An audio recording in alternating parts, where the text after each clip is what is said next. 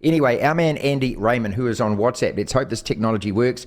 A very warm welcome to the program, sir. Can you hear us okay?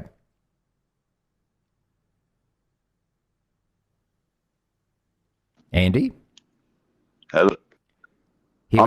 I'm here. Yeah, great. Okay. There's going to be a bit of delay on this. This is Andy, 1, 2, 3, 4, 5, 6, 7, 8, 9, 10. This is Andy. This is Andy. This is Andy. Got you loud and clear. You can hear me? Yes, I certainly can. The former Fox Sport commentator, sideline presenter, thank you so much for your time, and we're really looking forward to you guesting on the program an awful lot. Tell us a little bit about yourself, just to refresh the audience because I think that everyone knows who you are when they probably hear you and probably see you if they want to Google you up. Yeah, look, if you're going to Google me up, you're going to get in for a bit of a rude shock because the picture, unfortunately, isn't a pretty one, but I can't do anything about the way my head looks, Martin. Mate, 23 years in the rugby league and the boxing with Fox Sports, lived out, really a childhood dream for guys like you and me that are sports nuts, mate. It was the dream job. Unfortunately, when COVID hit, a lot of people were hurt, a lot of businesses were hurt, and I was a COVID casualty, and heartbroken is a word to describe because I loved what I did and I loved who I did it for. The way they went about it left a lot to be desired, left a lot to be desired, but it is what it is, and mate, battling on and branching out, you might say, Martin, branching out. Okay. Look, one of the things, ladies and gentlemen, that when you work in the privileged jobs that we have, and we do acknowledge that, but when you work in these jobs, that the way that you get nailed, there's only two ways. One of them is on a cross. They hang, draw, and quarter you in public, don't they? There's never an easy exit, mate. For the privileges that we get, when you get bounced in public and nude. 100%, mate, and the public part of it absolutely rocked me. And I, mate, I'm 50 years of age, but like us blokes, I'm still learning to grow up and still maturing. And I handled the situation with Fox Sports particularly well and was very proud of myself. What I didn't handle well was the public reaction, and even to this day, 2 and a bit years on, I'll receive a message on social media from someone that I don't know, and he'll say, Dad and I used to watch the football as a young man every Saturday and every Sunday, and you came into our lounge rooms and we'd laugh at your jokes and we thought you were funny, or we enjoyed your interview with Cameron Smith or Jonathan Thurston, and Dad sadly has passed away, and they're just some of the memories that I have of him, and that turns me into an absolute that's so humbling, blithering idiot. Yeah, of course. But if I said that I had 2,000 messages over the last 2 years, I wouldn't be lying. And, mate, I'm not trying to pump myself up.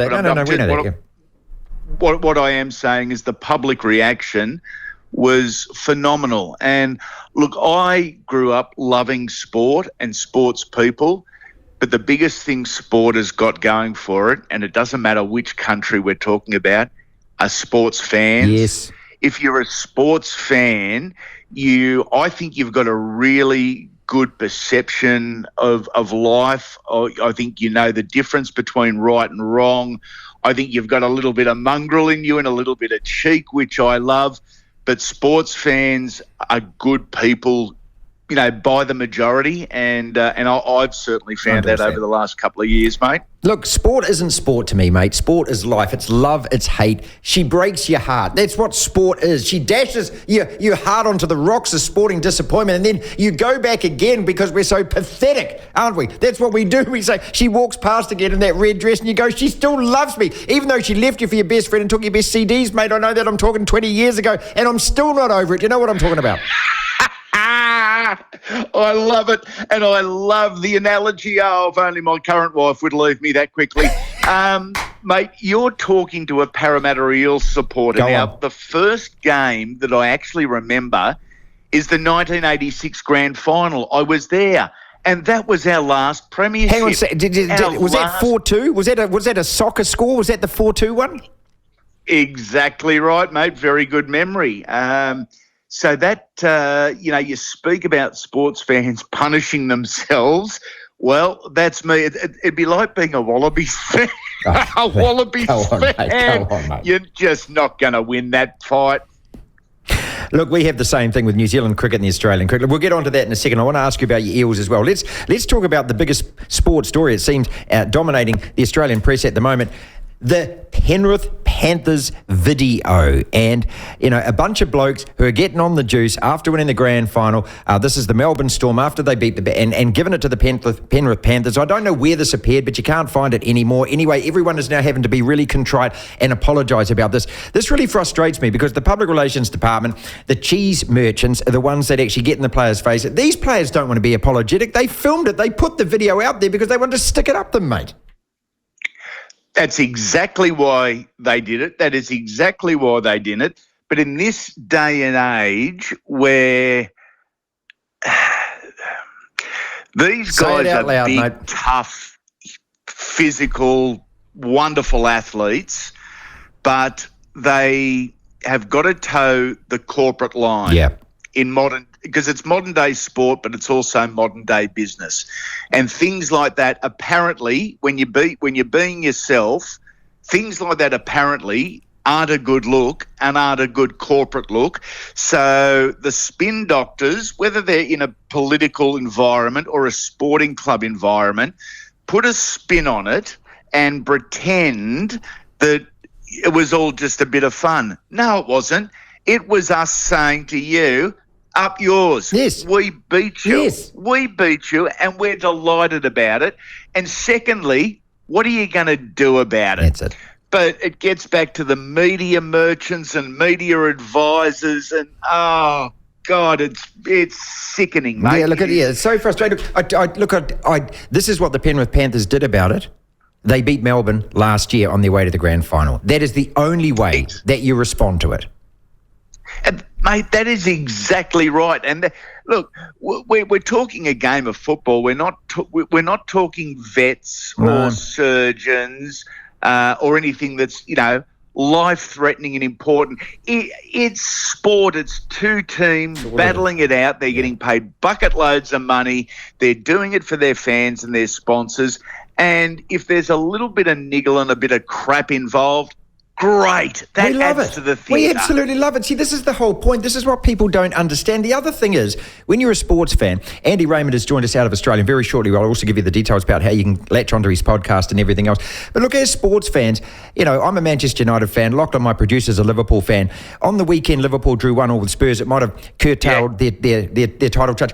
I danced around all Sunday, mate. My team had been dicked 4-0. I didn't care. But as soon as your mate's team lose, you absolutely love it. That's how pathetic we are as men. We haven't grown up since we're 14. We love the fart jokes. We love the bubbies. That's what we do.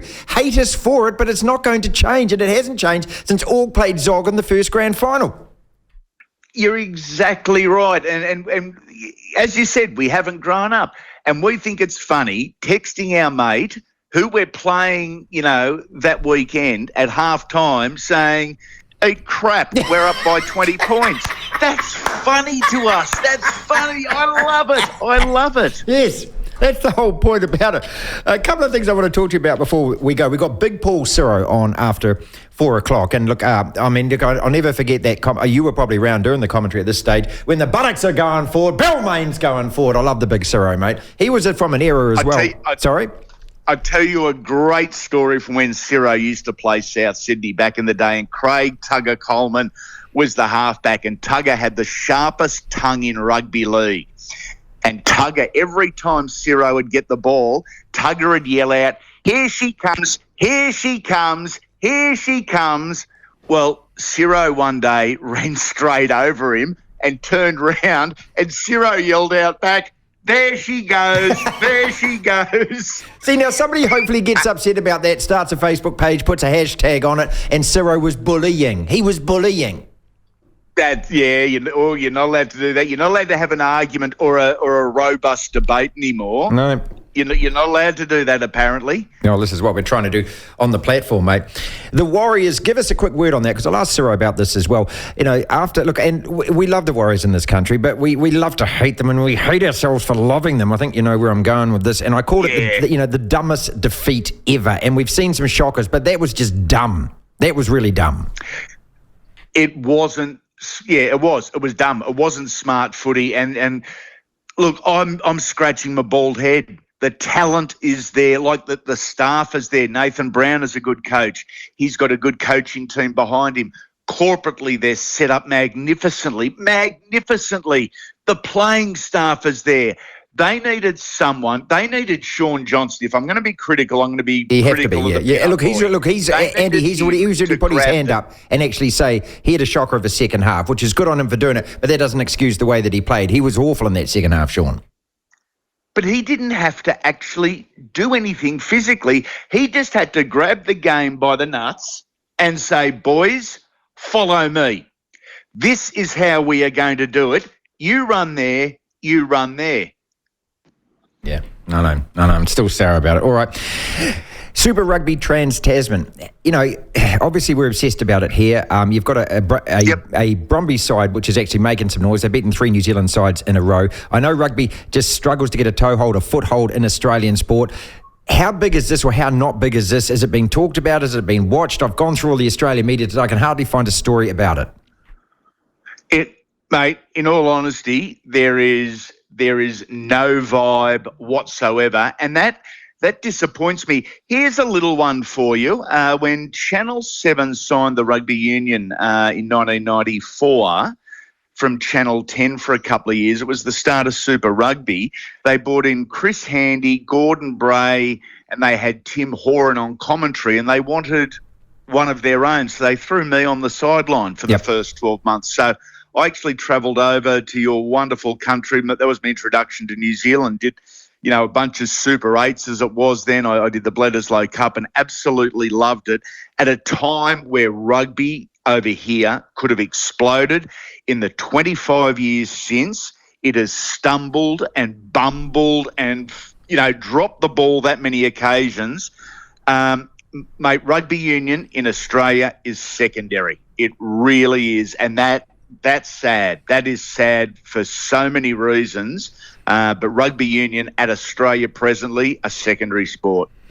Tell us about your podcast before you go, because Andy Raymond is with us, and I urge you to jump on this podcast. You get some fabulous guests on there. I know you had the big fella Gordon Tallis on. Gordon joined us last year on the program as well, and I had to say to him, I hate Queensland, but I love this guy. Yeah. There's just something about that. We call it harpooker eyes, mate. There's something about those eyes when they cross the chalk and that. He was just a ferocious man. Oh, absolutely, and half crazy when those eyes come on, mate. It's a rugby league podcast. Each week we put out 3 podcasts. 2 of them part of the Legends series, where I go and I talk to former players of the game. Look, it's about the game, but they're also life interviews. A lot of these podcast interviews have ended up in tears, talking about family and issues. Most notably, I guess I've had a couple of immortals in Mal Meninga and Wally Lewis. Yeah, love From your side of the ditch, I've had Ruben Wiki, Stacey Jones, Monty Beetham, Jason Nightingale, Mark Graham. Yeah, fabulous player. Wonderful names. Then later in the week, I put together what is called the Weekly Wodge, and it is a very light-hearted, quick look at rugby league, a bit of footy talk, a bit of nonsense talk, a few fart and dick jokes. And each episode, I have a dozen different interviews with current and former players on it. Might be talking to Stacey Jones about his greatest rivalry, or it might be talking to Nico Hines about moving from the Storm to the Sharks. It is an amazing podcast. It's on all podcast platforms. And the beauty about this podcast, mate, I've done it, and with your background, you will appreciate this. I've done the interviews so they don't date. They're timeless. Okay. So you can listen to any episode at any time and it makes sense. And that's, I guess that's the art of the interview, as us old blokes know it, mate, because we've been around the traps a while. but it's lovely to be able to throw up a Mark Graham or a Mal Meninga interview, knowing it will survive the test of time. So how do people latch onto this then? It is on all podcast platforms, Apple, Spotify, all the rest. Andy Raymond Unfiltered. And buckle down. There's plenty there, and enjoy. We're looking forward to catching up with you many, many more times on this particular program, iOS on the platform.